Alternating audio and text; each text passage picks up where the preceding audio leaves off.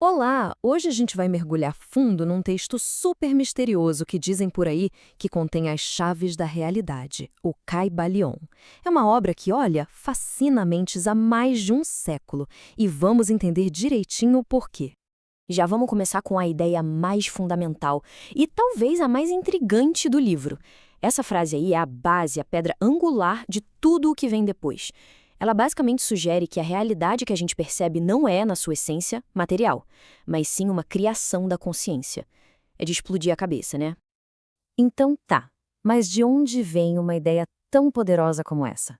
Para a gente entender, precisamos voltar um pouquinho no tempo. O livro foi publicado lá em 1908 e ele se baseia em ensinamentos herméticos bem antigos, uma filosofia milenar que tenta explorar a natureza da realidade, do cosmos, da mente, enfim, de tudo. E é aqui que o mistério fica ainda maior. A obra é assinada por um grupo chamado Os Três Iniciados. Só que ninguém sabe ao certo quem eles eram, até hoje. E claro, esse anonimato todo só fez aumentar a aura de especulação, o fascínio em torno do livro. Essa é a pergunta de US$ 1 milhão, não é mesmo? Quem é que teria o conhecimento para conseguir compilar essas leis universais de um jeito tão claro, tão direto? Acontece que a resposta é que o foco nunca foi neles. Eles se viam mais como canais, sabe? Meros transmissores de um conhecimento muito antigo, atribuído ao lendário mestre egípcio Hermes Trismegisto. O grande objetivo era compartilhar a sabedoria e não glorificar os autores. Agora sim, vamos para o coração no livro. O Caibalion é todo estruturado em cima de 7 princípios que, segundo a obra, governam absolutamente toda a existência, da menor partícula que a gente possa imaginar até o cosmos inteiro.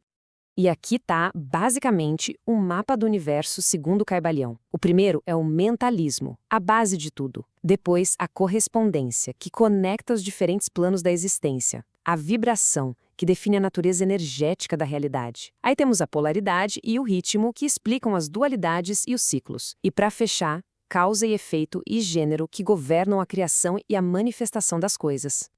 Vamos voltar um pouquinho para esse primeiro princípio, que é o mais fundamental de todos. A ideia aqui vira a nossa percepção comum de cabeça para baixo. O universo não seria um lugar físico que contém a mente, mas sim uma mente que contém o universo. A implicação disso é profunda. Se tudo começa como um pensamento, então a consciência não é só um produto do nosso cérebro, mas sim a própria fundação de tudo que existe. A realidade material vira um efeito, não a causa. Agora, vamos para o próximo conceito-chave, que explica a natureza dinâmica do universo. E olha que curioso, essa ideia hoje em dia conversa muito com a física quântica. Esse princípio é brilhante, porque ele ilustra como a mente e a matéria se conectam.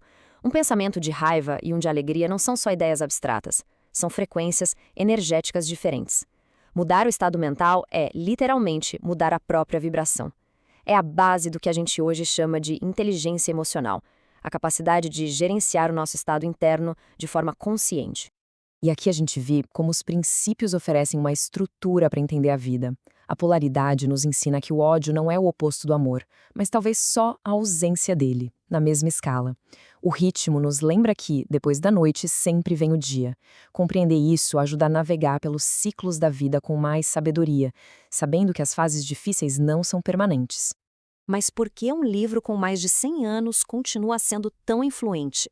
Vamos agora explorar o legado que o Caibalion deixou e que dura até hoje. E aqui está o pulo do gato. O livro não pede fé cega. Ele se apresenta como uma ferramenta para o entendimento, quase como um manual de instruções da realidade, convidando ao pensamento independente e ao autodomínio.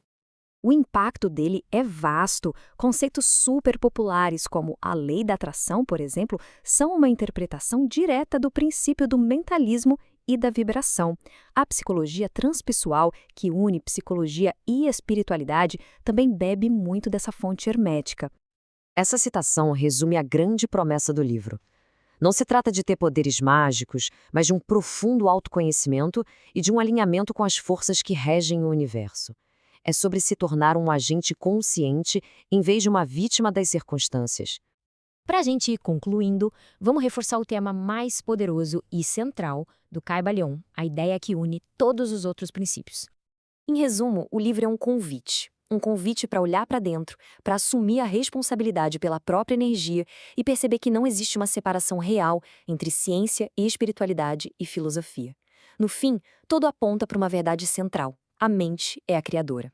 E essa é talvez a maior qualidade do Cabalhão. Não é um livro para ser lido só uma vez.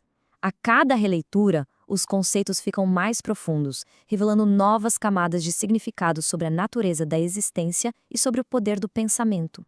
E assim, a gente termina com uma reflexão. Se a premissa central do Caibalião estiver correta, se os pensamentos e as vibrações realmente moldam o mundo que experimentamos, então a pergunta final não é sobre o livro, mas sobre nós mesmos. O que é que nós estamos, de forma coletiva e individual, criando a cada momento?